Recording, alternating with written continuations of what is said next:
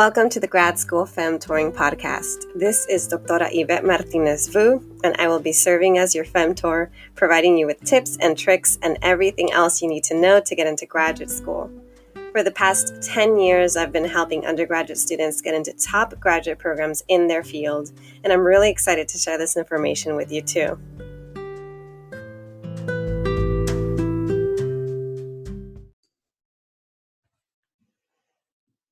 Hi everyone. Today I'm going to talk to you about 5 useful strategies to help you focus on writing. Why am I talking to you about this? Well, I've noticed that it's the start of a new academic year, and some of you are going into your senior year and you're having to write or finish writing your senior thesis. Some of you are in graduate school, have advanced to candidacy, and you need to write your dissertation. Some of my friends are trying to finish up their programs and they're going to finish and file in December. And so I'm thinking of you all as you are feeling like it's crunch time and you really need to focus on your writing. And I've been there. I know how daunting it can be to have this big looming writing project that's there and to sit down and try to start your writing, and then this big thing becomes so big that it's hard to focus.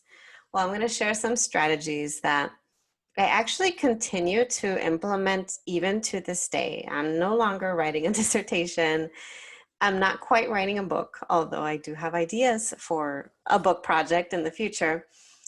But I still sometimes struggle to focus on whatever project it is that I'm working on. It could be I'm working on a talk that I'm giving, or a workshop that I'm giving, or I'm writing a blog, or whatever it is. It still requires me sitting down, taking time away from all of the many distractions in my life. We all have so many distractions. It could be our parents, it could be our kids, it could be our jobs, it could be other family members. You might be in a multi-generational household. You've got lots of people around you. How do you focus when you have looming deadlines, when you have especially writing to do and you are struggling? Well, I'm going to start with a tried and true technique that so many people use. And sometimes I'm surprised when I mention it and folks say that they've never heard about it before. If you are a consistent listener of my podcast, you have heard about this before. It is the Pomodoro technique. What is the Pomodoro technique? It is a technique where you work for a brief period of time. You set a timer for 25 minutes and you work on whatever it is that you're doing for 25 minutes straight, no break, no pausing, no anything. Keep working for 25 minutes.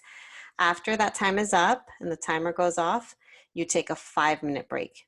You do that again and again. After the third time, then you have earned a longer break. But the purpose of the Pomodoro timer is to get you to work in short bursts of time so that it minimizes the amount of distractions that could get in the way of you stopping what you're doing. Like even right now, there is background noise right now because I am, in transition. I've got a baby in the background who's yelling, crying, but I remain focused right now. I should probably just set my own Pomodoro timer for this podcast episode to remind myself that no matter what happens in the background, no matter how many distractions I have to keep doing this for the 25 minutes of the timer. And then I get my break. And then I get to kind of attend to the things that were distracting me for those 5 minutes or for the longer break. So that's the first one. Timers. Timers are great. Pomodoro is, it's actually based out of an actual tomato timer. The timers that people would use back in the day when they were not digital. You would set it and then you'd hear the little ticking, tick, tick, tick, tick, tick. And then eventually, ding, time is up. That's what it's named after, a tomato timer. So timers are great. They're great with kids too. My son has a timer when he's doing his own work, his homeschooling. I tell him, you got to work on this for 15 minutes. When the time is up, you need to be done. And trust me, without the timer, he takes ages. With the timer, he gets it done. He focuses. All right, next strategy I'm going to talk to you about has to do with getting yourself in the mood to focus and having consistency every time that you're doing things that require you to focus. And for me, one of the things that has been useful is having a playlist.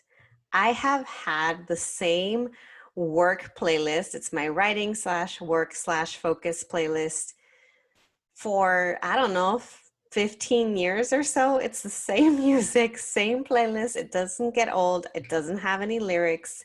It's not about, jamming to whatever song it is that I want to sing along to, although that might work for you too.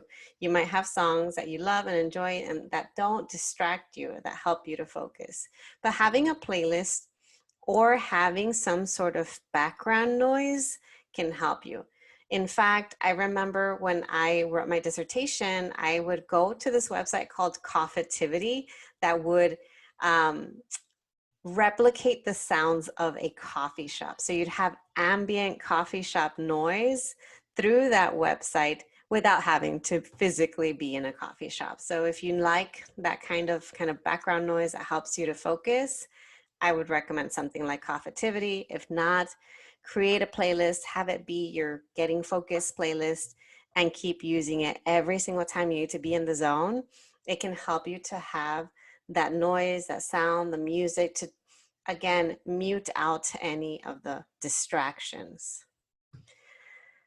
All right, so when it comes to working, another big distraction for a lot of us, I'm not gonna lie, for me too, is social media. We are so plugged into our cell phones. We probably use social media more than we'd care to admit.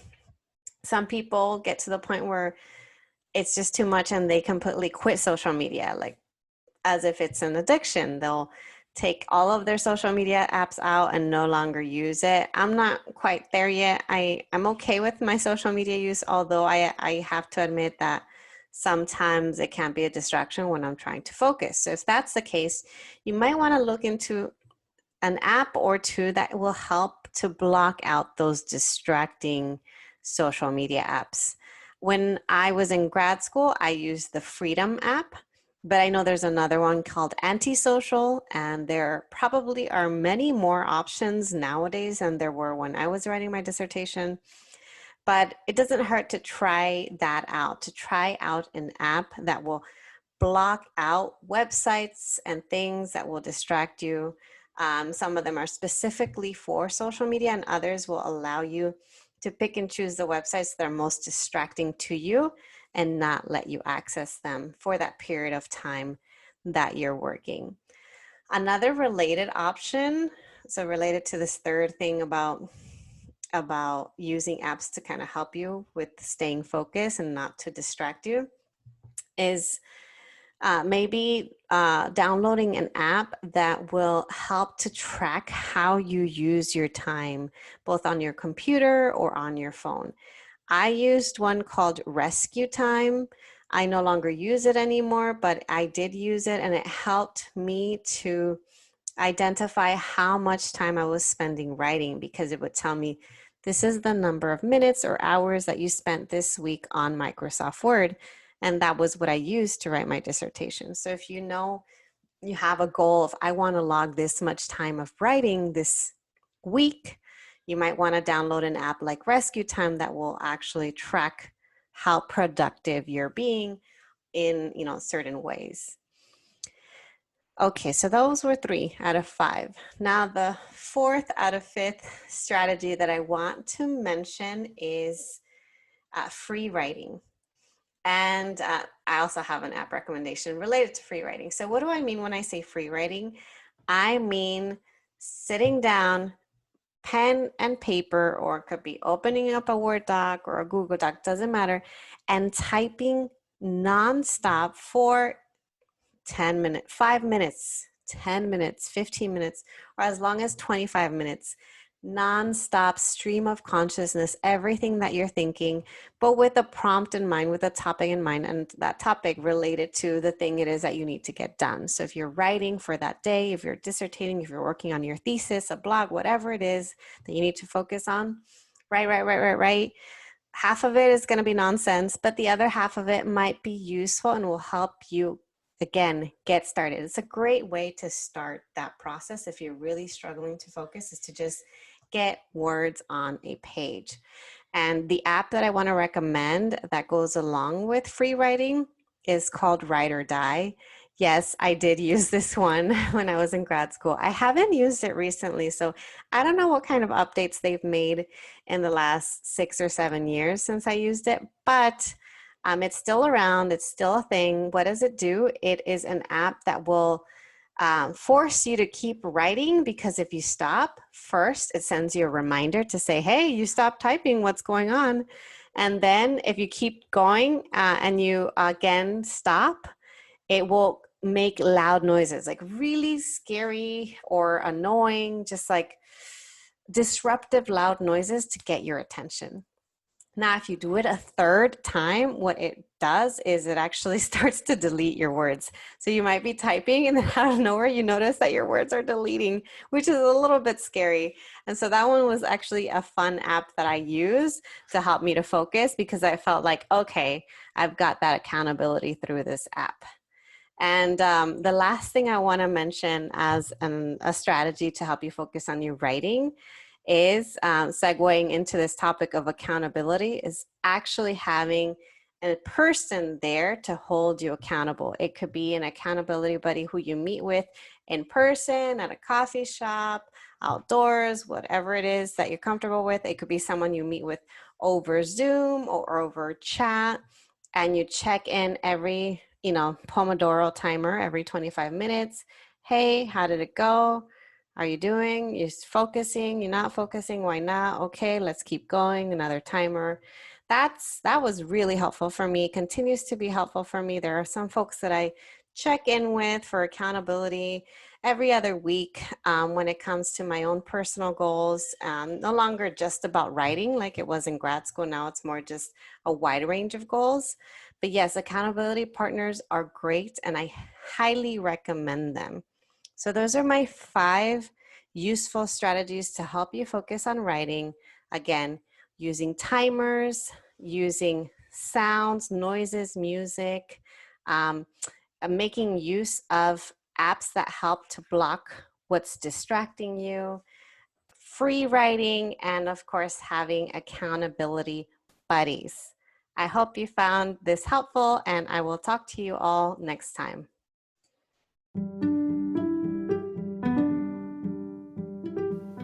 Thanks so much for joining me in the Grad School Femtoring Podcast. If you liked what you heard, please rate this podcast on iTunes, Spotify, or anywhere you tune in. You can also support the podcast by donating to my Patreon page, Anchor page, or Venmo account, which is at Grad School Femtoring.